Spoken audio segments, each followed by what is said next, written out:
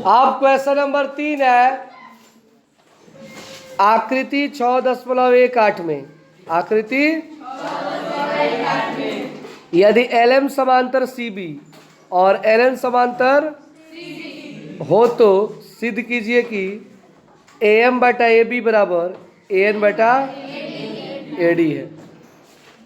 सवाल को बनाने से पहले इसका फिगर बढ़िया से समझिएगा, नहीं तो बहुत लोगों के ये ऊपर ऊपर ही पार कर जाएगा। ध्यान से हर एक वर्ड को, सवाल के हर एक शब्द को ध्यान से समझना। यदि LM समांतर CB, पहला दे रहा है LM समांतर CB, और इसका फिगर देख लीजिए ऊपर बना हुआ है।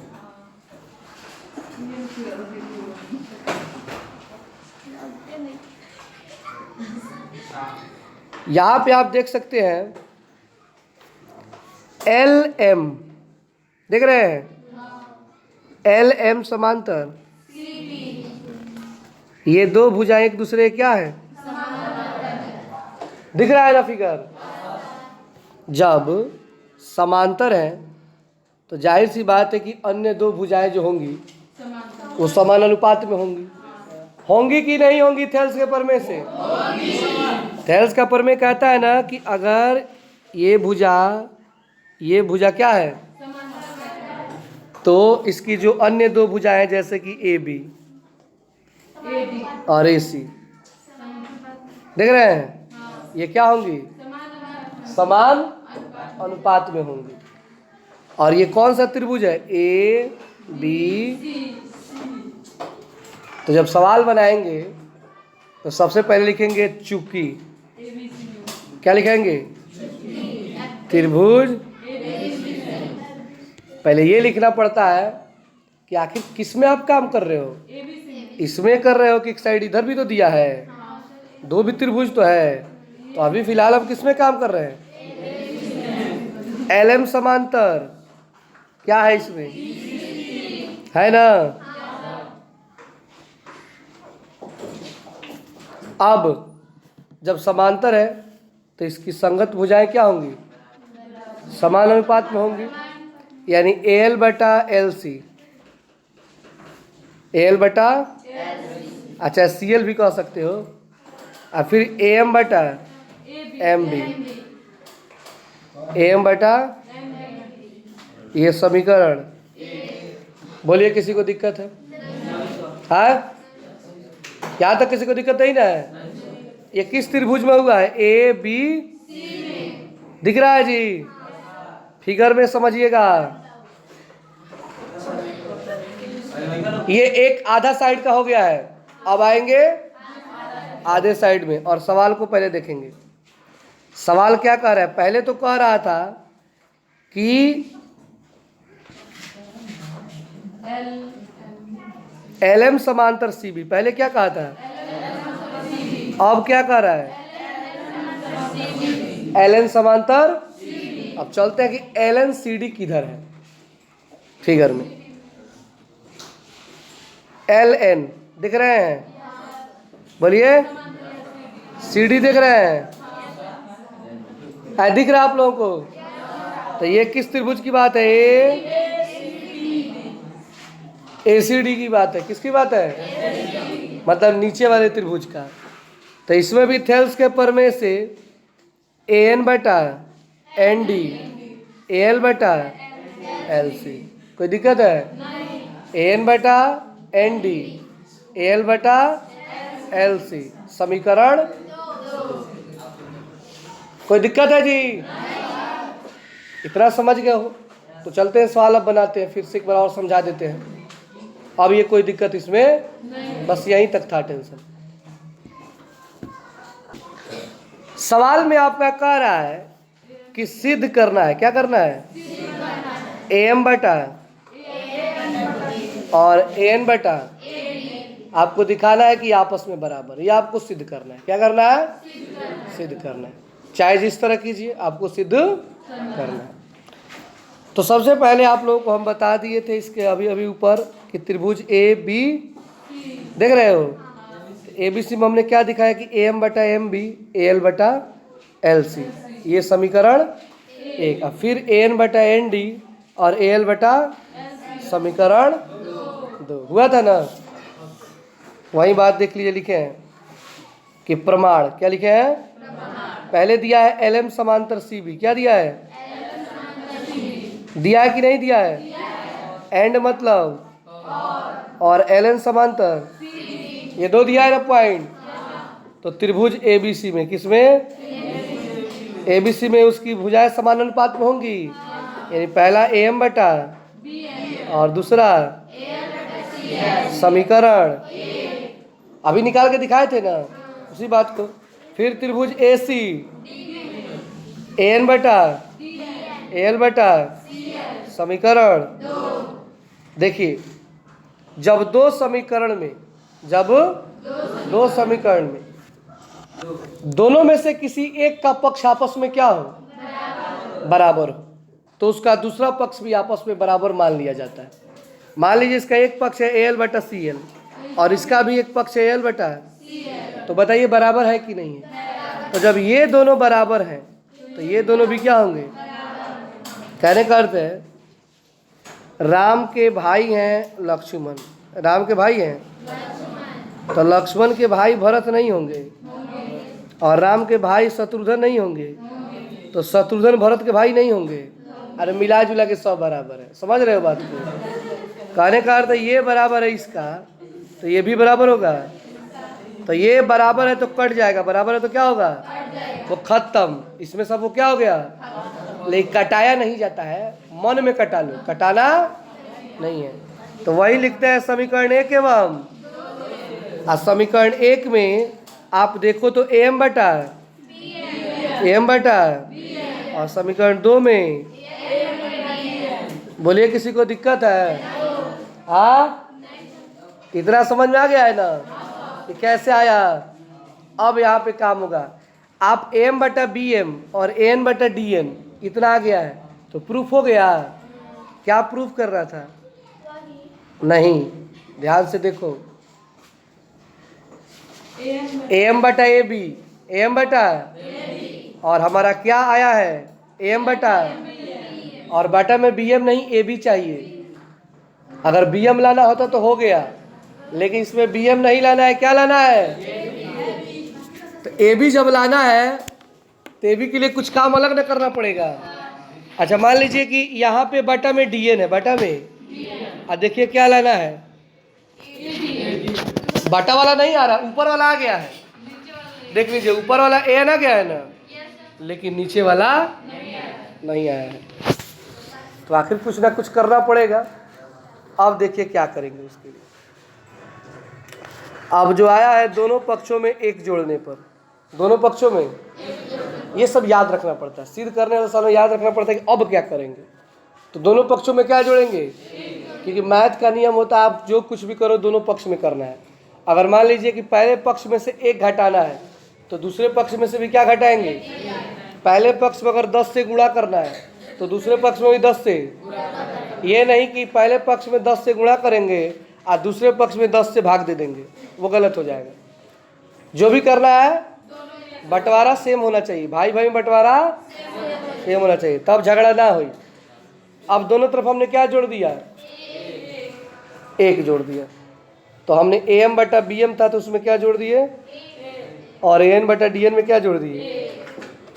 कोई दिक्कत है? अब एक जोड़ेंगे तो आप बताइए, BM और इसके बटे में कुछ नहीं तो एक है, तो BM और एक का लघुत्तम BM होगा। अब BM के ऊपर क्या है तो उसको उसी तरह लिखेंगे, BM से इसमें क्या होगा? गुणा हो जाएगा। तो BM में 1 से गुणा होगा तो बोलिए BM नहीं हो जाएगा। और इसी तरह इसको भी समझिए, इसके बटा में क्या है? इसके बटा में कुछ भी नहीं है तो एक है, तो DN और एक का लघुत्तम, और DN के ऊपर क्या है? और DN से इसमें क्या होगा? किसी को कोई दिक्कत है? बोलिए। ये भिन्न का जोड़ है, भिन्न का जोड़। तो यहाँ पे ऊपर आ गया AM बटा AM plus BM, AM plus बटा में BM, और इधर आ गया AN प्लस DN बटा में। क्लियर हो गया ना? उसी बात को देख लीजिए, यहाँ पे हम लोग लिख दिए हैं AM प्लस BM लिखे हैं जी, AN प्लस इसके बटा में BM और इसके बटा में DN। अब सबसे मेन चीज़, AM में जोड़ेंगे BM, AM में जोड़ेंगे BM और AN में जोड़ेंगे DN। तो AM में BM जोड़ेंगे तो कितना आएगा AB और AN में DN जोड़ेंगे तो कितना आएगा AD बटा में BM का BM DN का।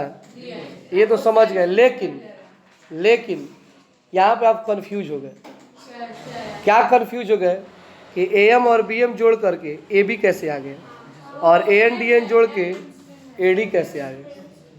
नीचे वाला तो समझ रहे हो, BM DM है तो BM DN लिख दोगे, ऊपर वाले में दिक्कत हो गया।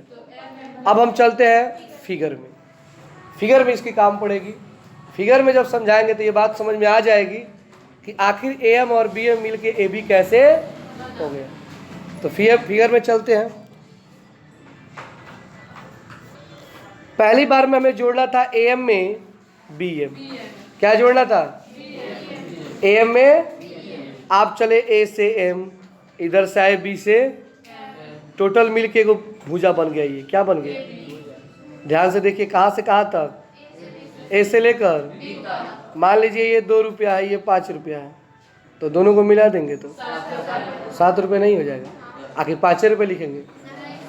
तो A से लेकर M तक की ये दूरी और B से लेकर M तक की दूरी, टोटल मिलके कहाँ की दूरी हो गई? AB हो गई।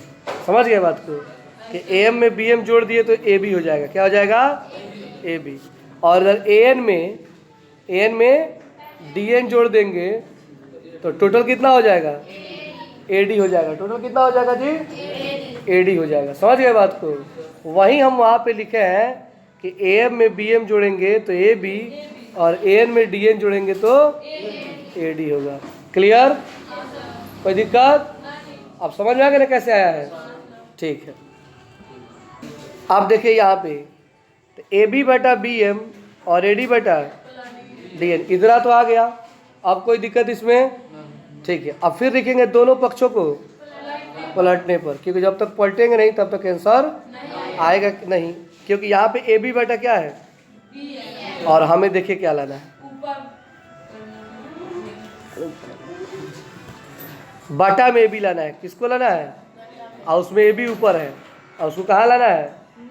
तो पलटेंगे तभी ना आएगा। तो पलटेंगे तो एक साइड में नहीं पलटेंगे, क्या करेंगे? दोनों साइड में। तो जब पलटेंगे तो AB बटा जो BM है, AB बटा BM, तो BM ऊपर जाएगा और AB, तो BM बटा AB, ये DN ऊपर जाएगा और AD, तो DN बटा। फिर भी हमारा आंसर अभी नहीं आया, क्योंकि हमें यहाँ पे BM नहीं AM चाहिए। क्या चाहिए? यहाँ पे DN नहीं, हमें क्या चाहिए? AN चाहिए। तो देख लीजिए BM के बराबर क्या होगा? तो हम BM की जगह किसको लिख देंगे? यहाँ पे BM है, यहाँ पे क्या लिख दिए? और DN के बराबर कौन है? तो इस DN की जगह क्या लिख देंगे? अब बटा में AB और AD को उसी तरह। तो इस तरह हमारा प्रूफ हो गया AM बटा AB और AN बटा AD।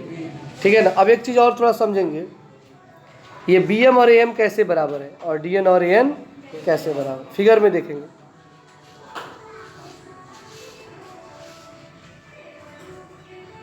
यहाँ पे देखिए, जितना A से M होगा उतना B से M होगा, क्योंकि बीच में कटा हुआ है ना, तो आधा भाग इधर है तो आधा भाग, तो हम इसके जगह इसको लिख सकते हैं, चाहे इसके जगह जिसकी आवश्यकता पड़ेगी उसको हम लिख लेंगे। फिर आधा भाग में ये है AN और ये DN, इसलिए हम किसी के जगह भी किसी का प्रयोग कर सकते हैं। तो ये थोड़ा सवाल क्या है ना कि पूरा घूम घाम चारों तरफ से फिगर को पकड़ के, कॉन्सेप्ट को पकड़ के लेके चला है, लेकिन सवाल को जब आप लोग अपने से एक बार थोड़ा बना लेंगे तो पूरा क्लियर हो जाएगा। ठीक है? 1 से 2 बार बनाइएगा और फिर जब इसका रिवीजन 1-2 बार करा दिया जाएगा तो ये सवाल पूरा क्लियर होगा। ठीक है ना? अगर आधा भी समझ में आ गया हो तो काफ़ी है, क्योंकि पहली बार में ये पूरा समझ में नहीं आता है किसी को भी। तो चलिए इसको उतार लीजिए।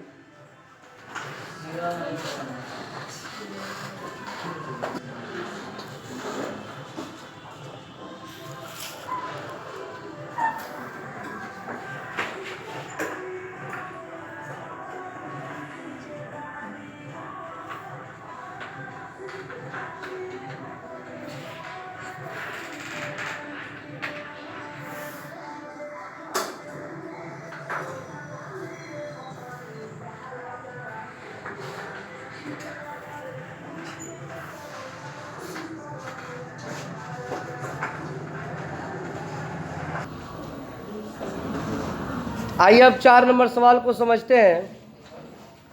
4 नंबर सवाल है कि आकृति 6.19 में देख लीजिए, यहाँ पे एक आकृति बनी होगी। आकृति 6.19 दिख रहा है, आपकी किताब में दिख रहा है। डी समांतर एसी है, डी समांतर और डीएफ समांतर। तो सिद्ध कीजिए कि बी एफ बटा एफ ई और बी बटा ई सी। बी एफ बटा एफ ई और बी बटा ई सी सिद्ध करना है। अब आइए थोड़ा फिगर में इसको समझते हैं।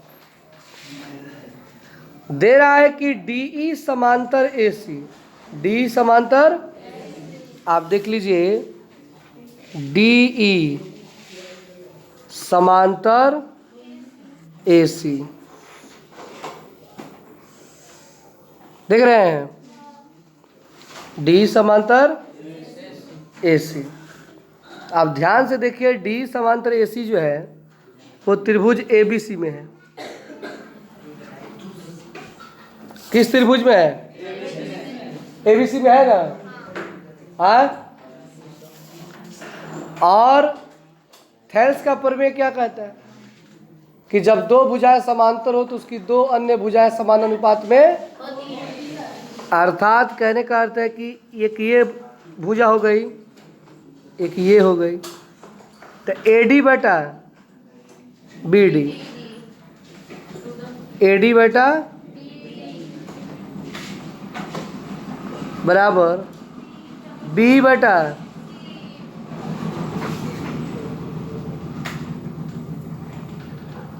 कोई दिक्कत है? ये किस त्रिभुज में हुआ है? किस त्रिभुज में? कब? जब डी समांतर एसी है तब। अब डीएफ समांतर ए, डीएफ समांतर। अब चलते हैं 2 नंबर। ये समीकरण क्या मान लेंगे? याद रखना है इसको, ए डी बटा बी डी, बी बटा सी। अब है डीएफ समांतर ए, डीएफ खोजिए। देख रहे हैं डीएफ, और उसके बाद समांतर है। आप ध्यान से देखिए तो किस में है ये?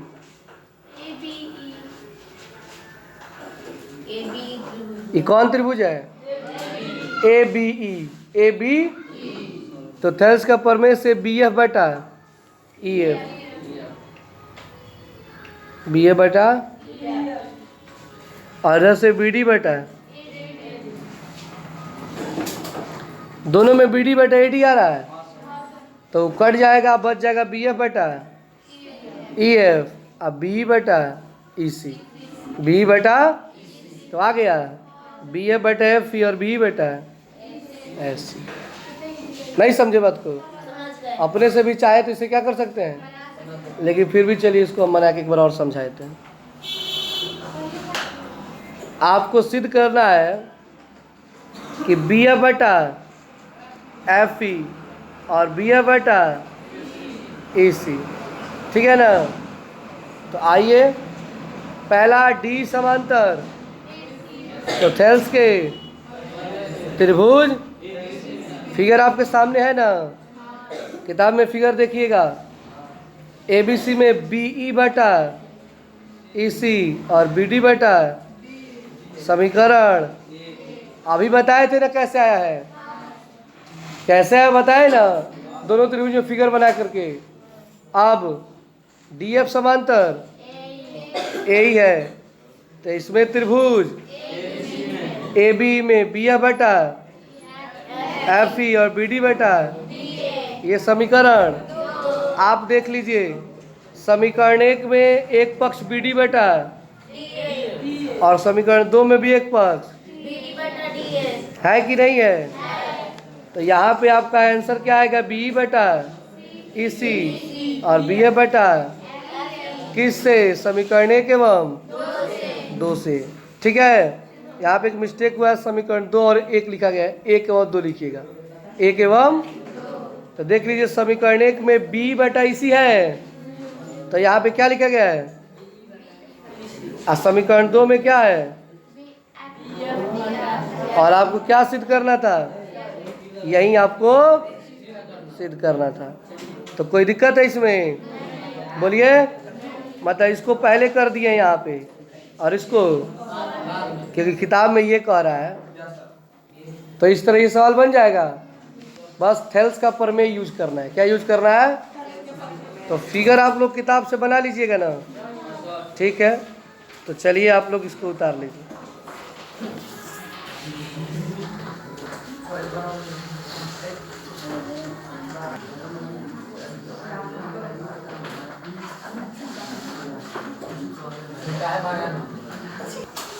अब क्वेश्चन नंबर 5 को समझते हैं। देखेंगे आप लोग क्वेश्चन नंबर 5। क्वेश्चन नंबर 5 कह रहा है आकृति 6.20 यानी 20 में आकृति 6.20 दिख रहा है। ये आकृति कितना है? हाँ, डी समांतर ओ क्यू है। क्या है? और डी एफ समांतर, तो दर्शाइए कि ई एफ समांतर। क्या सिद्ध करना है?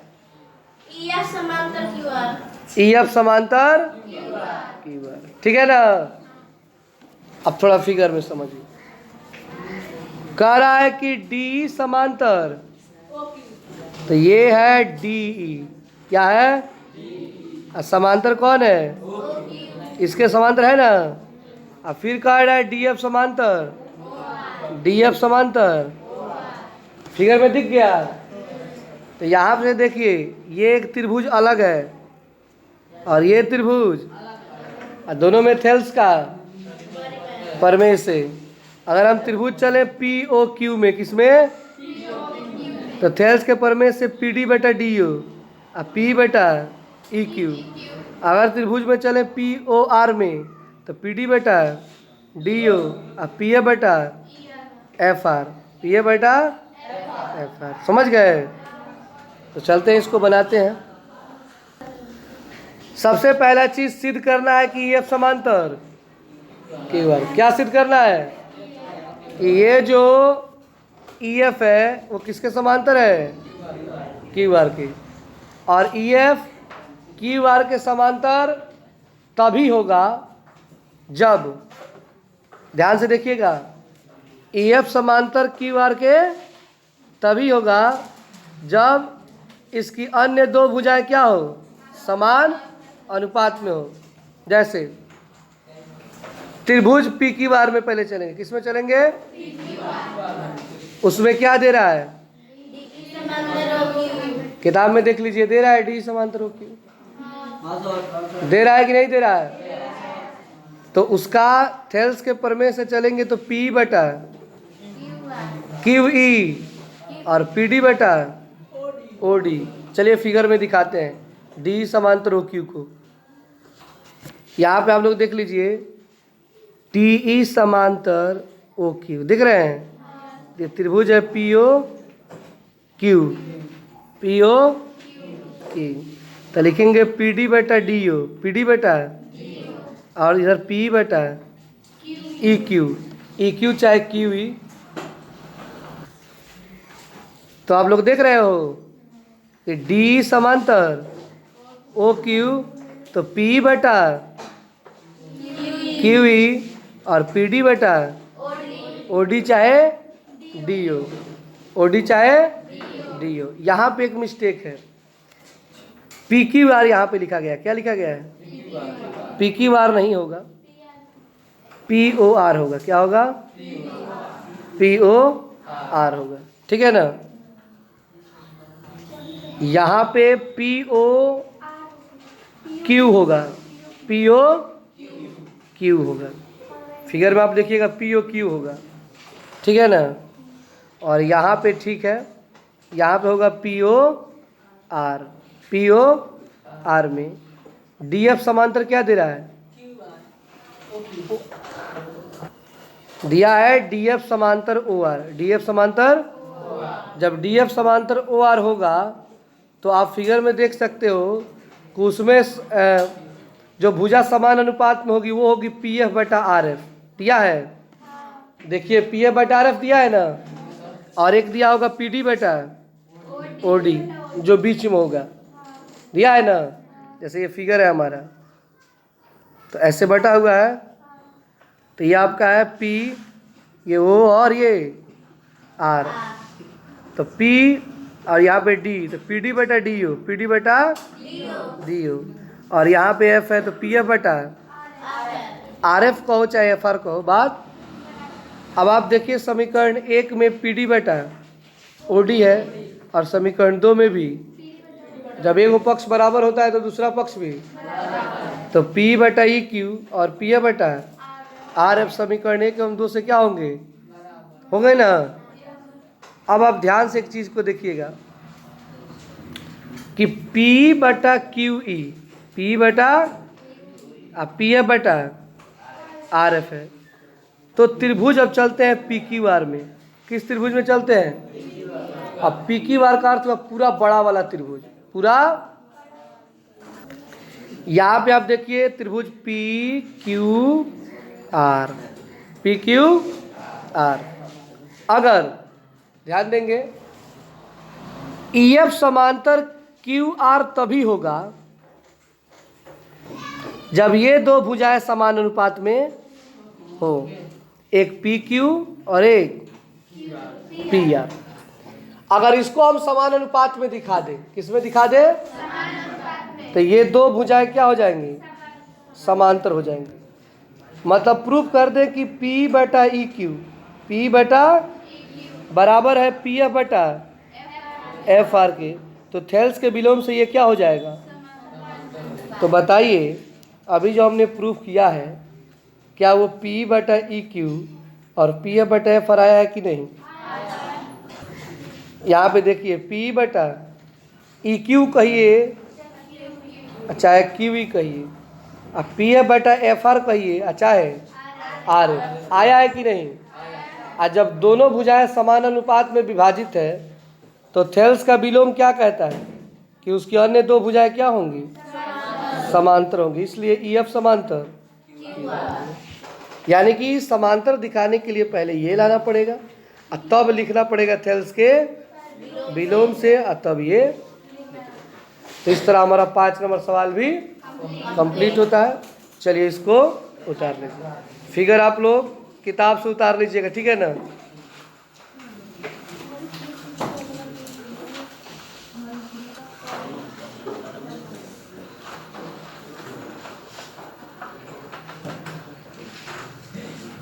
यहाँ पे थोड़ा सुधार कीजिएगा, ऊपर जो PQR लिखा है ना उसको लिखिएगा POQ। क्या लिखिएगा? POQ लिखा जाएगा ना।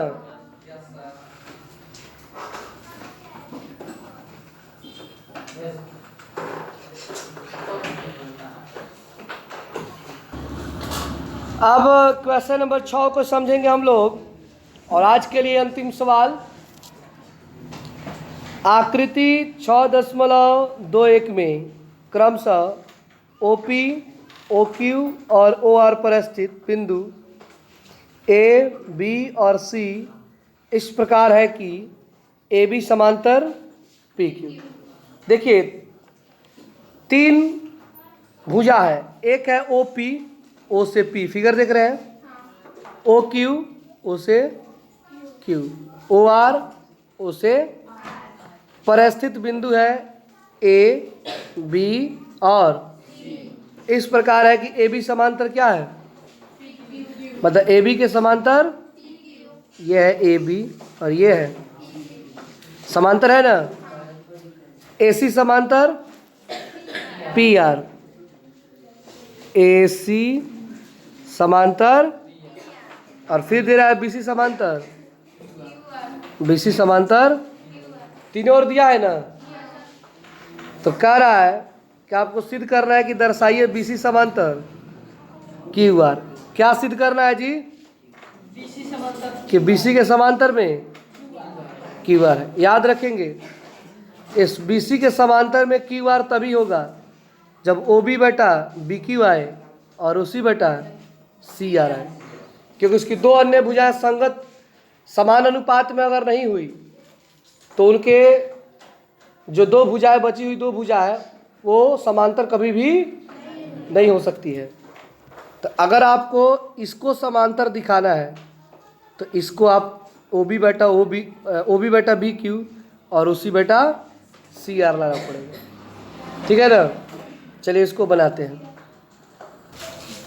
तो सिद्ध करना है बीसी समांतर क्यू आर। सबसे पहले प्रमाण में लिखेंगे ए बी समांतर पी क्यू। किताब में दिया है ना कि ए बी के समांतर पी क्यू है। देख लीजिए फिगर में, ये ए बी के समांतर, ये है ए बी। क्या है? ए बी के समांतर क्या है? किस त्रिभुज में है? ध्यान से देखिए,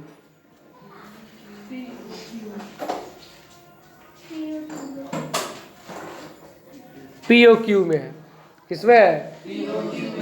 पी ओ क्यू में है। ए बी के समांतर पी क्यू है।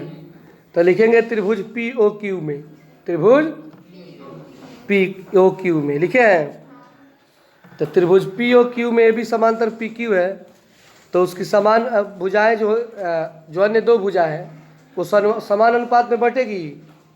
अब वो अन्य दो भुजा कौन कौन है? तो देखिए, एक भुजा है ओ से लेकर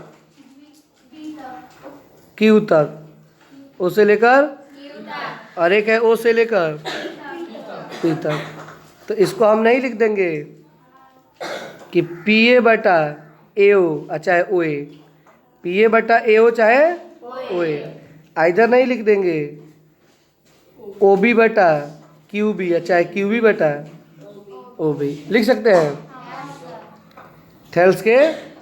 तो पी ए बटा ए ओ और ओ बी बटा समीकरण एक साइड वाला हो गया। तीन साइड है, ये एक है, ये एक है। ये दुगो तो दे रहा है लेकिन ये आपको निकालना है। ये क्या करना है?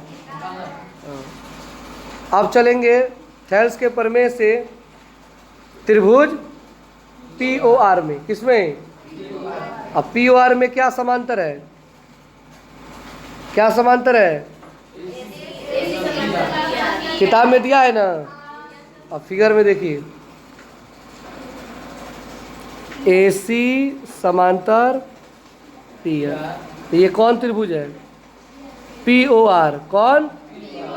P O R. इसमें होगा पी ए बटा ए ओ, पी ए बटा और ओ सी बटा सी आर, ओ सी बटा सी आर। पी ए बटा ए ओ सी बटा समीकरण। आप ध्यान से देखिए तो समीकरण एक में आया है पी ए बटा, और समीकरण दो में भी आया है पी ए बटा। और दो समीकरण में जब एक पक्ष बराबर हो तो दूसरा पक्ष भी, तो इसका होगा ओ बी बटा बी क्यू, ओ बी बटा, और इसका होगा हाँ। तो समीकरण एक एवं दो से ओ बी बटा बी क्यू ओ सी बटा इतना आ गया। अब त्रिभुज चलेंगे पी क्यू आर में। त्रिभुज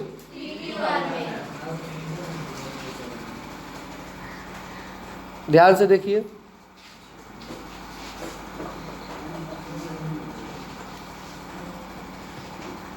यहाँ पे पी क्यू आर नहीं, O Q R, O Q R में ओ क्यू।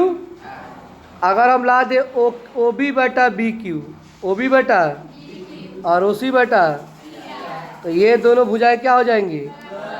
समांतर हो जाएंगी। क्या हो जाएंगी? कैसे? थेल्स के।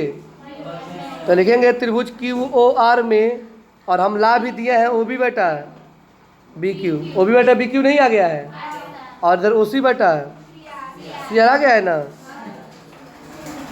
देख लीजिए, ओ बी बटा बी क्यू और ओ सी बटा त्रिभुज पी क्यू आर में थेल्स के बी सी समांतर।